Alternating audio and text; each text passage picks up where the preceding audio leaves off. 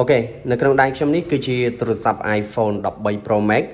ហើយចំណុចដែលពិសេសរបស់ iPhone 13 Pro Max គឺ storage 1000GB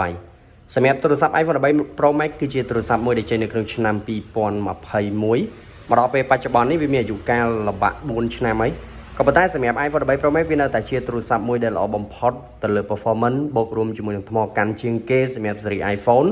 ហើយ13 Pro Max នេះជាក់ស្ដែងគឺតួរបស់វារៀងស្ទើរតិចតួចបងប្អូនតែมันជាបញ្ហាទេទៅលើការប្រើប្រាស់ខ្ញុំគិតថា iPhone 13 Pro Max ស្ទើរប៉ុណ្នេះនៅមួយអែមហើយចំពោះថ្មរបស់វាគឺនៅសល់ 84% ហើយពណ៌នេះគឺជាពណ៌ដ៏គេហៅថាពណ៌ដ៏ពេញនិយមជាងគេសម្រាប់ iPhone 13 Pro Max តែម្ដងអញ្ចឹងបើសិនជាបងប្អូនដែលមានតម្រូវការពាក់ព័ន្ធជាមួយនឹងការប្រើប្រាស់ទៅលើ iPhone 13 Pro Max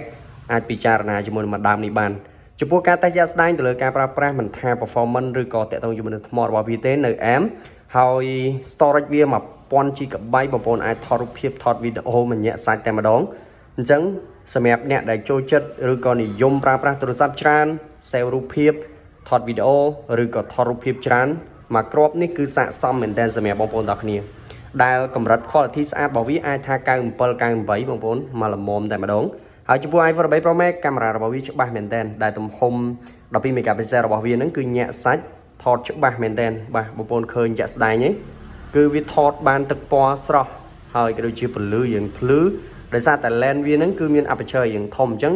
នៅពេលដែលថតគឺវាទទួលបានពន្លឺចូលច្រើនបូករួមជាមួយនឹងការប្រើប្រាស់អេក្រង់ 120Hz របស់វានឹងគឺញាក់សាច់តែម្ដងវា smooth មែនទែនតាក់ទងជាមួយនឹងការប្រើប្រាស់ខ្ញុំគិតថា 120Hz លើ13 Pro Max វាគឺជាបច្ចេកវិទ្យាមុនគេសម្រាប់ Apple ក៏ប៉ុន្តែវាទទួលបានជាមួយនឹងបញ្ហាមួយដែលបងប្អូនតោះគ្នាតែងតែធ្លាប់បានដឹងពាក់ព័ន្ធជាមួយនឹងបញ្ហាអេក្រង់លោតចេញពណ៌បៃតងពណ៌សឬក៏ពណ៌ខៀវជាដើមអញ្ចឹងជាទូទៅសម្រាប់ iPhone 13 Pro Max នៅក្នុងពេលបច្ចុប្បន្ននេះមានបងប្អូនមួយចំនួនធំដែលគាត់យល់ពីបញ្ហាហ្នឹងប៉ុន្តែវាឡើងសូវជាគេហៅថាការមិនទុកចិត្តទៅលើ iPhone 13 Pro Max ទេព្រោះដោយសារតែការជួសជុលទៅលើអេក្រង់នេះគឺមានសវិសហើយពីមុនអត់មានទេខូចគឺត្រូវតែដូរអេក្រង់ថ្មីតែម្ដងប៉ុន្តែពេលបច្ចុប្បន្ននេះគឺខូចយើងអាចធ្វើការជួសជុលបានហើយវាអត់សូវជាមានបញ្ហាទាក់ទងជាមួយនឹងការខូចទៀតទេដោយសារតែ Apple បានធ្វើការ update ជាមួយនឹង software បានល្អជាងមុនហើយអញ្ចឹងនេះគឺជា iPhone 13 Pro Max នៅក្នុងដៃខ្ញុំកាន់បើសិនជាបងប្អូនមានតម្រូវការជាមួយនឹង iPhone 13 Pro Max អាចតាក់ទងមកតាមរយៈ Telegram ដែលខ្ញុំបានដាក់នៅក្នុង description បានហើយចំពោះតម្លៃរបស់វាគឺ$650ដោយសារតែវាគឺជាប្រភេទម៉ាស៊ីន LL ដែលយើងអាចដាក់ SIM មួយ add eSIM បូករួមជាមួយនឹង storage 1000GB អញ្ចឹងបងប្អូនឃើញនេះគឺ 1.02 TB មានន័យថា 1000G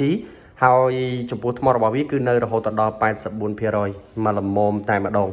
សម្រាប់ថ្មប៉ុណ្នេះគឺខ្ញុំគិតថា iPhone 13 Pro Max គឺថ្មកាន់មែនទែនដោយសារតែវាគឺជាទូរស័ព្ទដែលចេញតាំងពី2021មកដល់ពេលបច្ចុប្បន្ននេះវានៅថ្ម 84% ទៀតហើយទូរស័ព្ទនេះមិនមែនគេអត់ប្រើទេគឺគេប្រើអញ្ចឹងវានៅសល់ថ្មប៉ុណ្នេះខ្ញុំគិតថាអែមហីបាទអញ្ចឹងបើសិនជាបងប្អូនមានតម្រូវការជាមួយនឹង iPhone 13 Pro Max ឬក៏សេរីផ្សេងៗអីគឺបងប្អូនអាចតាក់ទងតាមរយៈ Telegram ឬក៏ឆានមកកាន់account page របស់ខ្ញុំផ្ទាល់បានអរគុណសម្រាប់ការតាមដានទស្សនាវីដេអូនេះយើងជួបគ្នាសាជាថ្មីនៅវីដេអូក្រោយ